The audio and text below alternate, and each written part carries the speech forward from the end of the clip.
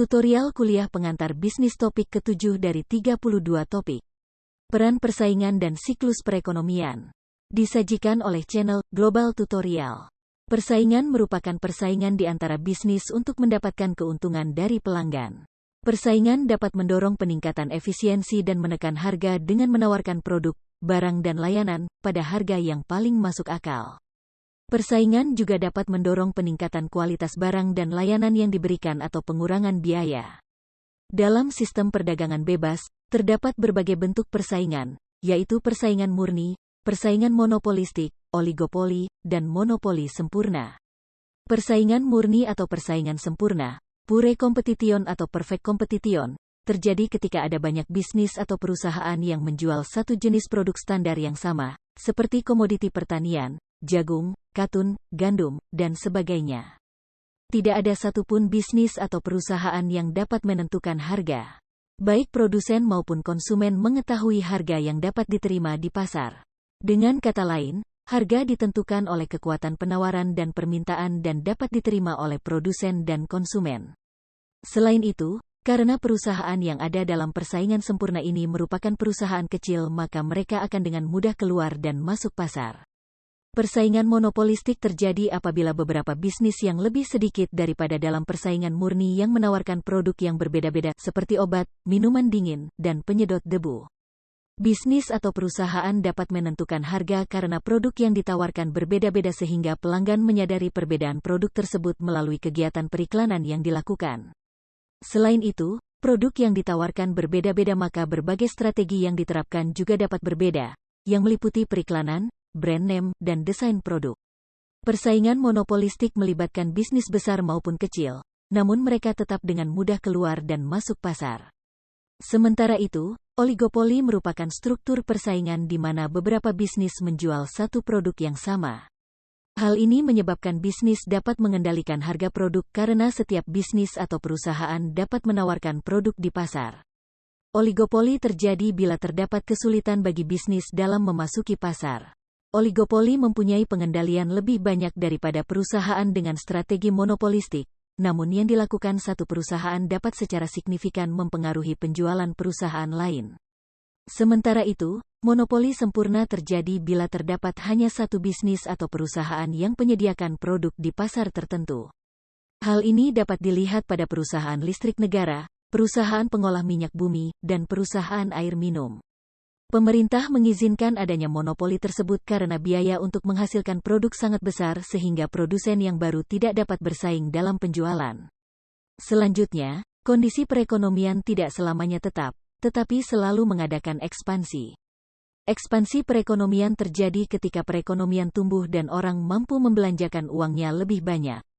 Kondisi ini dapat mendorong produksi barang dan layanan lebih besar sehingga dapat mengurangi pengangguran. Standar hidup meningkat karena orang bekerja dan mempunyai lebih banyak uang untuk dibelanjakan. Ekspansi yang sangat cepat dalam perekonomian tersebut dapat menghasilkan inflasi, yaitu naiknya harga produk secara terus-menerus. Sementara itu, kontraksi perekonomian terjadi bila belanja menurun. Hal ini dapat memicu adanya resesi, yaitu penurunan produksi, kesempatan kerja, dan penghasilan. Resesi ditunjukkan dengan meningkatnya pengangguran yang diukur dengan persentase populasi yang ingin bekerja tetapi tidak mendapatkan pekerjaan.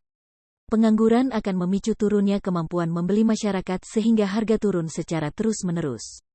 Kondisi ini disebut sebagai deflasi. Sementara itu, depresi merupakan kondisi perekonomian di mana pengangguran tinggi, daya beli masyarakat menurun, dan hasil bisnis atau output perusahaan berkurang secara tajam. Negara-negara selalu mengukur kondisi perekonomian, apakah kondisinya ekspansi atau kontraksi, dan bagaimana tindakan perbaikan harus dilakukan. Ukuran yang utama pertumbuhan dalam siklus bisnis adalah seluruh luaran, output, atau yang disebut luaran total, agregate output, yaitu seluruh kuantitas barang dan layanan yang dihasilkan dalam sistem perekonomian selama periode tertentu. Ketika luaran tumbuh lebih cepat daripada populasi, ada dua hal yang mengikuti, satu, output per kapita, yaitu kuantitas barang dan layanan per orang naik, dan, dua, sistem menyediakan barang dan layanan yang dibutuhkan orang. Apabila kedua hal tersebut terjadi maka ada manfaat yang dapat diperoleh masyarakat yang berada pada sistem tersebut, yaitu standar kehidupan, standard of living. Standar kehidupan menunjukkan seluruh kualitas dan kuantitas barang dan layanan yang dapat dibeli masyarakat dengan mata uang yang digunakan dalam sistem perekonomian mereka. Selanjutnya, ukuran yang sudah sangat umum digunakan adalah Produk Domestik Bruto, PDB, atau Gross Domestic Product, GDP, yaitu seluruh nilai semua barang dan layanan yang dapat dihasilkan dalam satu periode tertentu oleh perekonomian nasional menggunakan faktor-faktor produksi domestik. PDB dapat dihasilkan oleh semua negara yang berperan menjadi investor di negara tertentu. Sebagai contohnya, Amerika memproduksi kertas di Indonesia, dengan menggunakan sumber daya manusia dan berbagai sumber daya lain yang ada di Indonesia. Dalam hal ini Amerika sebagai pemilik bisnis menanamkan modalnya di Indonesia. Pengelolaannya dapat dilakukan bersama kedua negara tersebut. PDB dalam hubungannya dengan populasi disebut PDB per kapita. Sementara itu, Produk Nasional Bruto, PNB, atau Gross National Product, GNP, merupakan seluruh nilai semua barang dan layanan yang dihasilkan oleh perekonomian nasional dalam satu periode tertentu dimanapun faktor produksi berada. Sebagai contohnya, warga negara Indonesia memproduksi batik di Singapura untuk dipasarkan juga di negara tersebut. Pada umumnya, selisih antara PDB dan PNB hanya sekitar kurang dari 1%. Namun, para ahli ekonomi menyatakan bahwa PDB merupakan indikator yang lebih akurat dalam mengukur kinerja perekonomian domestik karena hanya memfokuskan pada faktor-faktor produksi domestik. Sementara itu, PDB yang sesungguhnya, Real GDP, merupakan PDB yang disesuaikan dengan perubahan nilai tukar dan perubahan harga, sedangkan PDB nominal GDP, merupakan PDB yang diukur dalam mata uang dolar atau semua komponen yang dinilai dengan harga yang ada. Purchasing Power of Parity merupakan prinsip pertukaran yang disusun sehingga harga untuk produk yang sama di berbagai negara adalah sama. Prinsip ini memberikan pemahaman kepada kita bahwa masyarakat secara nyata akan melakukan pembelian dengan sumber daya keuangan yang dialokasikan padanya. Selain itu, konsep produktivitas dapat digunakan juga untuk mengukur pertumbuhan ekonomi, yaitu mengukur berapa besar pertumbuhan ekonomi dibandingkan dengan sistem dan sumber daya yang mampu menghasilkan pertumbuhan tersebut. Jika lebih banyak produk yang dihasilkan dengan sedikit saja faktor produksi yang digunakan, maka harga akan turun. Sebagai konsumen, tentu kita hanya akan membutuhkan sedikit uang untuk membeli produk dengan kuantitas yang sama. Dapat dikatakan, standar hidup masyarakat meningkat dengan naiknya produktivitas. Bila produktivitas suatu negara naik, maka PDB dan PDB per kapita juga meningkat. Peningkatan produktivitas menyebabkan perbaikan standar hidup dan pertumbuhan sistem perekonomian. Indikator lain yang menunjukkan kesejahteraan ekonomi dalam hubungannya dengan pembelanjaan dan hasil dari pajak disebut dengan defisit anggaran, budget deficit. Menurut Farrell, terdapat 6 ukuran untuk mengevaluasi kondisi perekonomian suatu negara, yaitu 1. Neraca perdagangan, trade balance, yaitu perbedaan antara ekspor dan impor. Bila hasilnya negatif, maka negara tersebut disebut dengan mengalami defisit atau perekonomian sedang tidak sehat. 2. Indeks harga konsumen, Consumer Price Index, yaitu perubahan ukuran dalam harga barang dan layanan. 3. Pendapatan per kapita, income per kapita, yaitu rata-rata penghasilan orang per tahun. Ukuran ini juga menunjukkan rata-rata belanja masyarakat per tahun. 4. Tingkat pengangguran, unemployment rate, yaitu berapa banyak usia kerja yang tidak bekerja di suatu negara. 5. Inflasi, inflation, yaitu kenaikan harga barang dan layanan yang ditawarkan dalam periode waktu tertentu. Ukuran ini digunakan untuk menentukan apakah harga barang dan layanan melebihi kompensasi atau penghasilan karyawan dari waktu ke waktu. 6. Produktivitas karyawan, worker productivity, yaitu banyaknya barang dan layanan yang dihasilkan dalam setiap jam kerja.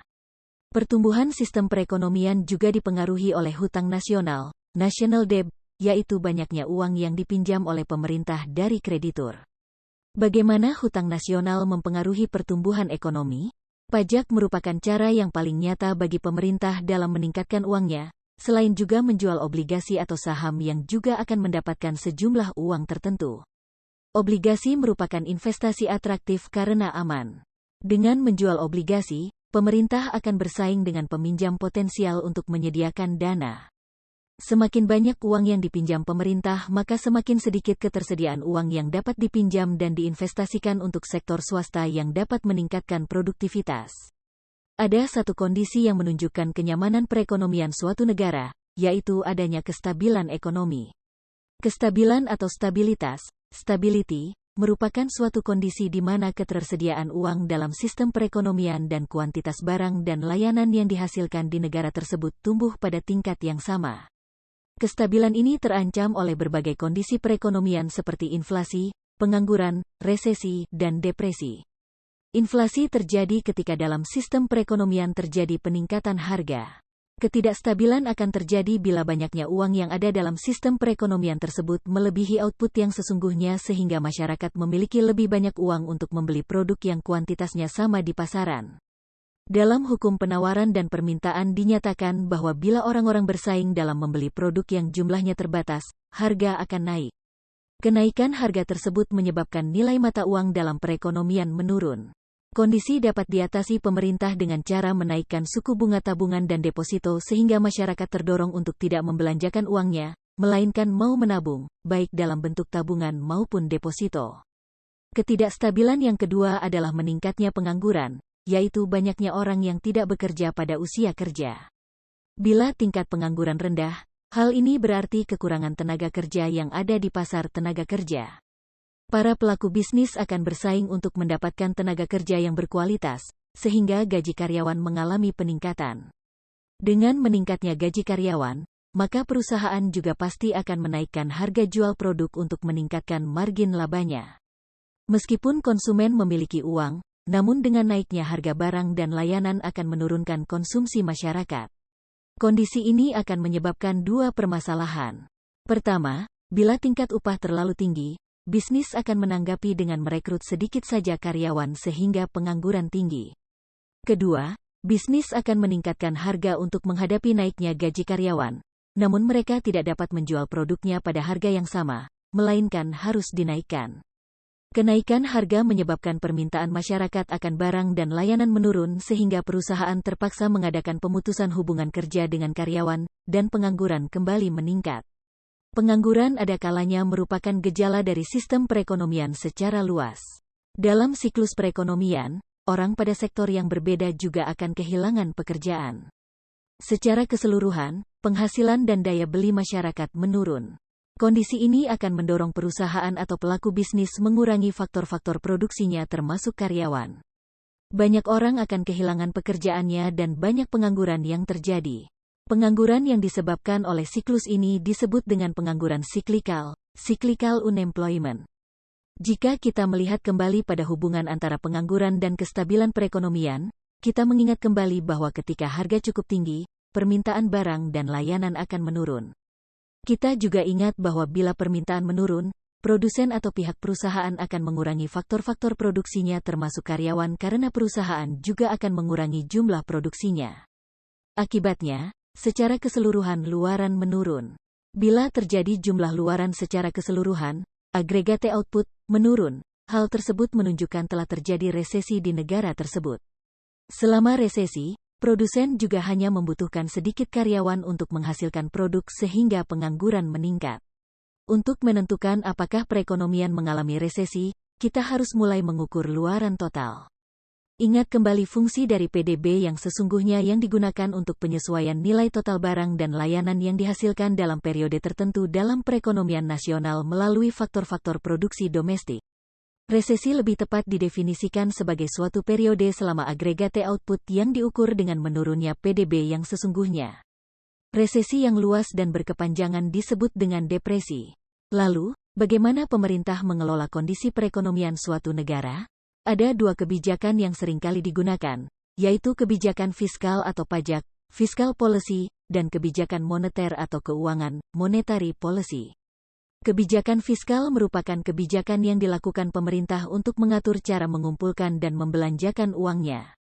Kebijakan moneter berfokus pada pengendalian banyaknya uang yang ditawarkan. Hal ini terutama dilakukan oleh pemegang otoritas keuangan tertinggi di suatu negara. Di Indonesia, pemegang otoritas tersebut adalah Bank Indonesia. Pemerintah dapat mempengaruhi kemampuan atau kemauan bank meminjamkan uang. Kebijakan fiskal dan moneter ini digunakan untuk mencapai kestabilan perekonomian, yaitu dengan kebijakan ekonomi pemerintah untuk menghaluskan fluktuasi luaran dan pengangguran untuk tercapainya kestabilan harga. Ekonomika berkaitan dengan studi mengenai cara masyarakat berhubungan dengan permasalahan kelangkaan dan hasilnya dalam hal yang diproduksi, cara memproduksi, dan cara mendistribusikan. Secara keseluruhan, terdapat dua level analisis yang terkait dengan persoalan perekonomian yang berpengaruh pada bisnis, yaitu analisis perekonomian mikro dan analisis perekonomian makro. Analisis perekonomian mikro berkaitan dengan keputusan perekonomian yang dilakukan oleh individu dan perusahaan, sedangkan analisis perekonomian makro berkaitan dengan interaksi antara bisnis dan lingkungan perekonomian secara keseluruhan, perekonomian agregat. Pendekatan perekonomian mikro digambarkan dengan analisis pasar dan harga serta cara pelanggan berpengaruh pada perubahan harga. Perubahan harga tersebut juga dapat disebabkan oleh industri atau perusahaan lain yang sejenis. Dalam kenyataannya, sektor perekonomian tersebut saling terkait dan mempengaruhi pengangguran, produksi, dan permintaan pelanggan.